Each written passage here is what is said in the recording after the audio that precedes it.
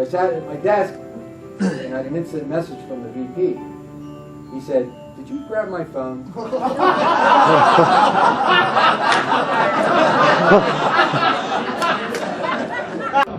Jump! I'm gonna jump! I'm gonna jump! I'm gonna jump! And with each passing moment, the urge to jump faded. And I stepped away from the edge and I announced, "No, I'm not jumping, not today." Now, as legend has it, you could hear my screams for miles. In fact, the park ranger did come. He emerged out of the woods. He said, "I heard a young girl screaming." He ran over to Jill. He said, "Are you okay?" And giggling, she went. It's the kind of leadership you don't see too much anymore. You see, you can only pull people so far, right? And there comes a time, if you're a real leader, if you really care, if you love them, you will climb the rock and stand there next to them to make sure they go through with it. And push, if you have to. It's a push leader. I look back in my life, and perhaps you can look back in yours, and identify leaders like this in your life, the ones that you really love, that you're so grateful for. Think about it. Did they push you? What kind of a leader do you want to be? Ladies and gentlemen, that is what words can do. Words that affect our attitude, that lift us from despair to determined, can change everything for us. And I learned that day that when your attitude changes, everything changes. Winston Churchill said it best. He said, attitude is just a little thing, but it makes a big difference. Attitude is just a little thing that makes a big difference. And there's no time that's more important than when you've been run over. Now, it's easy to have a good attitude when everything's going your way.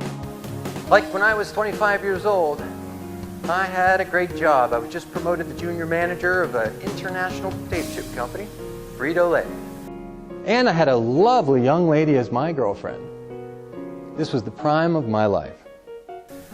But then one day, that young lady called me, and she said, "I think we need to take a break." Raise your hand if you know what take a break in a relationship means. Yes. This is not good. Raise your hand if you know what take a break means in a relationship. Yes, I got dumped. And just a few weeks later, the general manager of our facility brought me in to explain that, well, they're changing the distribution operation of the organization. Certain jobs are being eliminated. Yours is one of those. Raise your hand if you know what eliminating a position means. I got fired!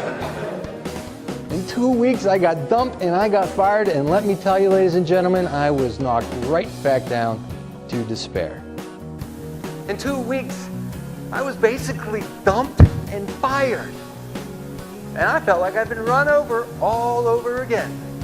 This time by a Frito-Lay truck with my ex-girlfriend at the wheel. Not good. Isn't that what we ask?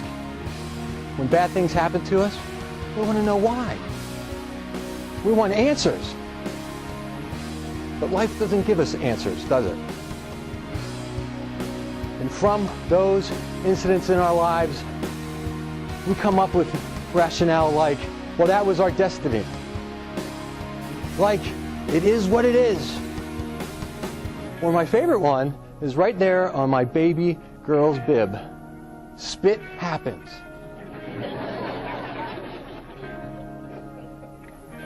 So what do you do when spit happens in your life?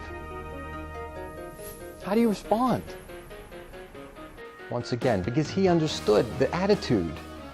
It might be a little thing, but it makes a big difference. My father was always there for me. Maybe you in your life have someone who's been there with their words for you. Have you had someone in your life who's always been there for you when you've been run over? My dad was always there for me.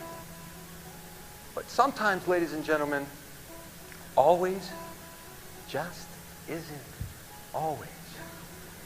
And on May 2nd, 2008, my father was run over hard by a heart condition.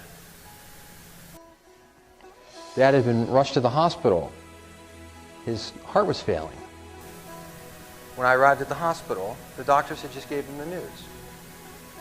His only option, his only hope was surgery.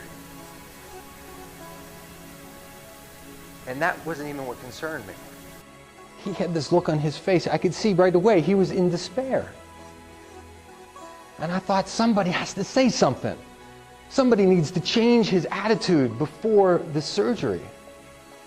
And then I knew it had to be me. What concerned me was the look on his face. Dad was in despair. I'd never seen Dad like that before, ever. He was always the strong one. And I realized in that moment, for the first time in my life, I could lose the most important man in the whole world to me. He couldn't go into surgery like that. Someone needed to say something. And then I knew it had to be me. But what would I say? This was his area, not mine. I couldn't think of what to say, and even if I tried, I could feel I would instantly start crying. Then the nurses came to wheel him away, and I remembered what Dad would have said. I remembered what Dad did say. Hey, you remember that game, that football game, when that big running back kept running me over? The time you fell down before the guy even got there? Not that part, Dad. Do you remember what you said to me? You said that it doesn't matter how big that guy is. What matters is how big you are in here. Were my words enough to save Dad's life? The doctor saved Dad's life. My words saved his attitude. It isn't the metal that makes us who we are. It's those battles that we endure, the struggles in our lives, and the willingness to keep on fighting, to keep on running. Because if we could do that, we've already won. Ladies and gentlemen, life has many races. You're going to win some, you're going to lose some, and sometimes you're going to drop the baton. But you show me anyone who's ever achieved anything in their life, and I will show you someone with batons in their past, because we all need to hear it at one time or another. We've all felt like we've been run over in our careers, in our relationships, and with our health. Your words, my words, our words can lift each other from despair to determined instantly.